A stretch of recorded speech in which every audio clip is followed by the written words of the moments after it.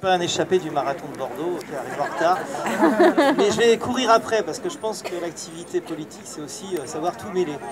Ouais, oui, je parle pas assez dans le micro. Après, je vais faire mon footing. Donc, je voulais juste intervenir au sujet d'un thème qui avait été abordé plusieurs fois. C'est le domaine de la plantation. C'est une zone humide qui est située à côté de Bordeaux, de 300 hectares, qui est en train d'être dévastée par des bulldozers. Alors, ça me tient à cœur parce que, d'une part, je suis prof d'environnement. D'autre part, il y a 15 ans, j'avais monté le dossier. Je l'avais transféré à des politiques qui n'ont pas su trop bien le défendre. Et aujourd'hui, bon, c'est un véritable scandale écologique. Alors hier, il y avait TV7 qui est venu faire un reportage que vous pouvez voir à la télé. Mais on est un peu isolé sur ce dossier. Alors je ne sais pas trop comment agir. On avait vu avec les zadistes de Bordeaux une possibilité d'occupation ou d'intervention. On était samedi sur le site. Il pleuvait pas mal, on n'était pas très nombreux. Alors pourquoi c'est important ces zones humides? Parce que ce sont des zones qui sont aujourd'hui des lieux de promotion immobilière. Tout Bordeaux est construit sur des zones humides et on est en train de mettre d'une part des gens en difficulté sur des zones qui sont inondables et d'autre part on est en train de casser le poumon vert, hein, les trames vertes et bleues qu'il y avait autour de Bordeaux. Il faut savoir que depuis Blanquefort jusqu'à Cadeaujac, ce sont que des marais et il n'y a que les élus qui ne sont pas au courant. Et je pense qu'il est temps de réagir parce que il y a un lien fort entre la notion de nature et la notion de cadre de vie des êtres humains. Moi, j'appelle ça l'écologie humaine. Et je pense que s'il y a une commission à faire, une commission écologie humaine, je trouve ça intéressant autour du cadre de vie, des problèmes de métropolisation, des problèmes aussi d'agriculture urbaine, parce que ces 300 hectares, c'est de la terre très riche. C'est de la terre qui correspond au limageur de la Garonne. Et c'est plus intelligent d'y mettre des jardins que d'y mettre un golf donc de 18 trous, un golf de 9 trous, des résidences de luxe, puisque c'est ça.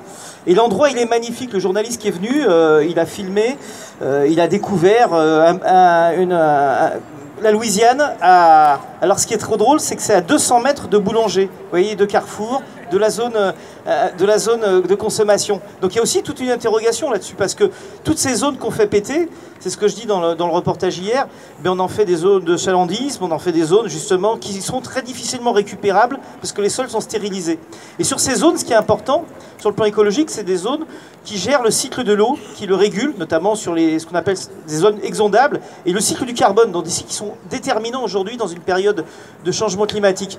Donc je m'égare, je fais peut-être un peu trop le prof là, mais concrètement, c'est vraiment un combat qui, en partant de cet endroit, peut vraiment se diffuser sur toute l'agglomération bordelaise, qui est devenue vraiment un lieu de haute spéculation immobilière. Alors moi je me demandais pourquoi on avait réussi pendant 15 ans à geler cet aménagement, parce que ça appartenait à un promoteur immobilier, le fils de l'ancien patron des Girondins de Bordeaux, Éric Bèze.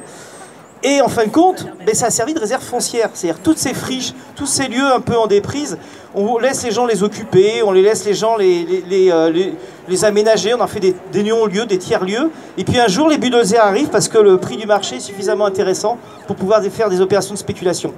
Si vous passez à côté de Decathlon, vous verrez, il y a un immeuble de 15 étages, plusieurs immeubles. C'était un ancien lieu de maraîchage. C'était un lieu où il y avait une petite ferme. Et un peu plus loin, il y avait une ferme de polyculture élevage qui, elle aussi, a été vendue. Donc vraiment, on a dans ce dossier-là tous les aspects aujourd'hui d'un monde contre lequel il faut lutter et des utopies réalisables à mettre en place. Alors, le monsieur citait un livre, alors je vais faire aussi la citation. Il y a un auteur que j'aime beaucoup qui s'appelle Édouard Abbé, qui a écrit Le gang de la clé à molette. C'est dans les années 70 des activistes justement qui vont se battre contre la transformation du monde. Et c'est intéressant de voir que ces ouvrages qui ont été écrits sous forme de romans policiers, les gens y ont tellement cru que c'était à la naissance du mouvement écologique américain. Donc je vous invite à lire Le gang de la clé à molette. Pas forcément à faire ce qu'ils font dedans, voilà. Merci. Alors, si vous voulez qu'on monte une commission sur ces questions d'écologie urbaine, je suis disponible. Je peux donner mon mail pour faire passer des informations. Moi, je suis réalisateur, donc je pars présenter un film en Bretagne cette semaine et après je pars en Italie. Mais ce qui serait intéressant, c'est qu'il y ait une continuité de travail là-dessus. Et on avait fait un film pour finir qui s'appelait L'Angélique et les Ragondins. Alors, je ne sais pas si Charlie Devier est là, parce qu'il avait bossé avec moi.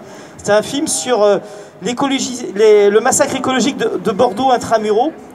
Et notamment, on avait abordé le devenir de Darwin, puisque j'étais un peu à l'origine de la protection de Darwin, mais je ne m'attendais pas à ce que ça devienne cette espèce de farce lugubre de pseudo-écolo.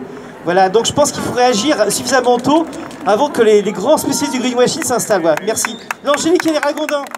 Et nous, on se qualifie de ragondins. Voilà, c'est les emmerdeurs anarchistes de l'écologie. Ciao.